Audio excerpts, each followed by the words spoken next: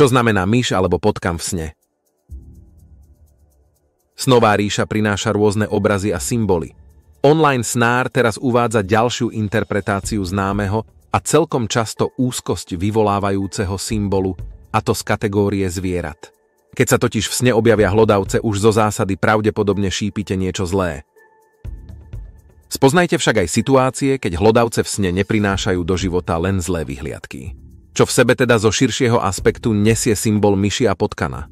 Najprv vám možno napadne, že myš a potkan sú tvory hlodajúce a skazonosné. Áno, to je pravda, no v ľuďoch od dávna vzbudzovali odpor aj ako prenášači nákaz, a teda symbol démonických a ničivých síl. Hlodanie môže znamenať zožieranie sa zlými myšlienkami alebo nahryzávanie tela chorobami, prípadne hltanie energie nepriateľskými ľuďmi či zbytočnou aktivitou. Okrem toho sa týmto plachým zvieratám s vysokou reprodukčnou silou pripisuje i symbolika žiadostivosti. Myši sú vyobrazené napríklad na minciach spolu s bohyňou lásky Afroditou.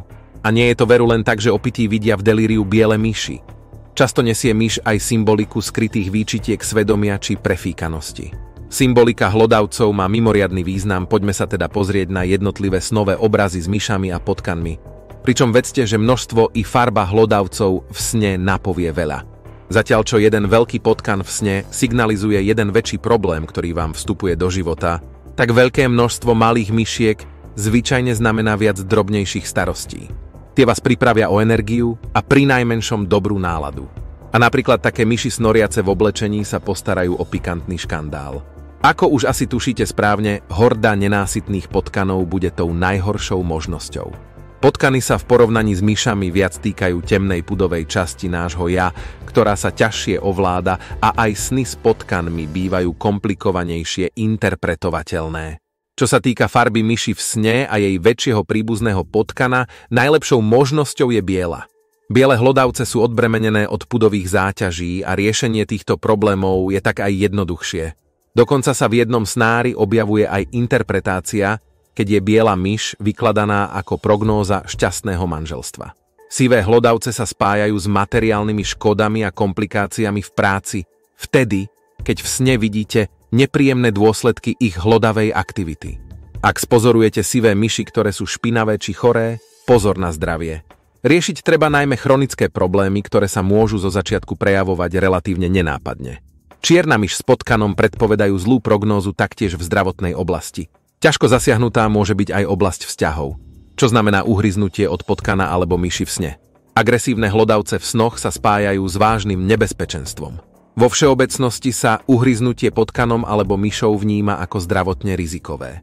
A aj vaše podvedomie vás chce upozorniť na možnú infekciu.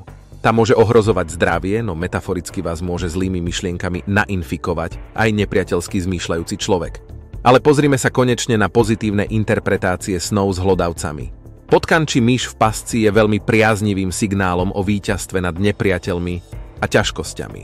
Podobne ako mŕtva myš a potkan. Znamenajú totiž vo všeobecnosti vyriešenie problému. Konečne sa zbavíte toho, čo vás možno aj dlhodobo ťaží. Tešte sa na lepšie časy. Pokiaľ dokonca aktívne chytáte potkana alebo myš v sne, je zrejmé, že váš činorodý životný prístup prinesie sladké ovocie a vy sa zbavíte ťažkosti raz dva.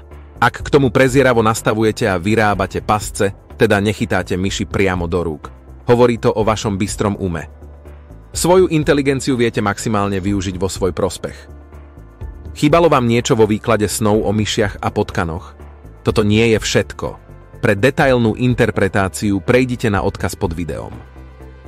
Pokiaľ sa vám video páčilo, budeme vďační za palec hore a odber. Ďakujeme.